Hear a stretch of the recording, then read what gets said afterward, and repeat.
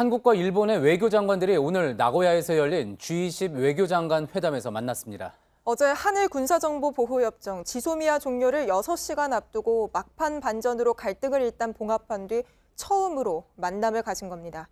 이 자리에서 다음 달 문재인 대통령과 아베 총리와의 회담 일정도 조율했는데요. 앞으로 이제 또 수출 규제 문제뿐만 아니라 강제징용 문제에 대해서도 협의해 나가기로 했습니다. 먼저 일본 나고야 연결해서 오늘 회담 소식부터 알아보겠습니다. 윤서령 특파원, 우선 어제 뉴스룸에서 전해드렸던 대로 한일 정상회담 개최에 대해서 합의를 했다는 소식이 전해졌군요.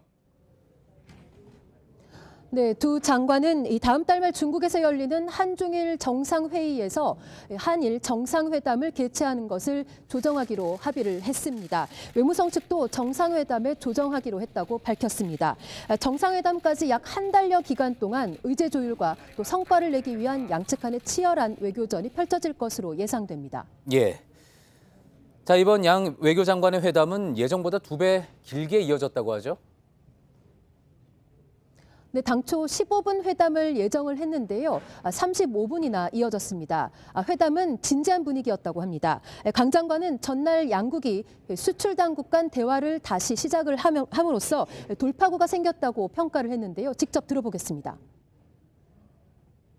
예, 일단 하나의 큰 고비를 서로 어렵게 서로 간의 입장을 발표함으로써 약간의 그 브레이크스루가 생긴 거는 맞는 얘기고요. 강제징용 문제 관련해서는 네, 하지만 이 강 장관은 수출 규제 조치를 일본 측이 조속히 철회해야 한다는 점도 강조를 했습니다. 지소미아 종료 이후에도 조건부라는 점을 다시 한번 강조한 것으로 보입니다. 예.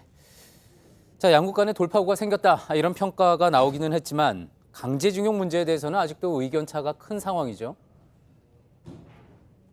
그렇습니다. 실제 모테기 외상은 오늘 회담에서 또 국제법 위반 얘기를 꺼내들었습니다. 일본 기업 자산의 현금화가 실제로 이뤄지면 한일 관계는 더욱 심각해진다면서 한국이 국제법 위반 상태를 시정하라, 이런 취지의 발언을 한 겁니다. 전날 양측의 타결 직후에도 가장 근본적인 문제는 강제징용 문제라면서 압박을 했는데요. 일본과의 입장차를 줄이기가 쉽지 않을 것으로 보입니다. 예. 자, 이런 모태기 외상의 발언에 대해서 강경화 장관의 설명도 있었습니까? 네, 강 장관은 일단 시간은 번 것이지만 시간이 그렇게 많은 것은 아니라고 이야기를 했습니다. 강제징용, 수출 규제, 지소미아 이렇게 3가지 문제 가운데 앞으로는 강제징용 문제를 집중적으로 논의를 해야 한다는 건데요. 이 역시도 강 장관의 발언을 직접 들어보겠습니다. 그 간극이 굉장히 큰 상황에서 서로 그 선의의 good faith 디스커션을 좀 더 해나갈 필요가 있다 하는데 의견을 모았습니다.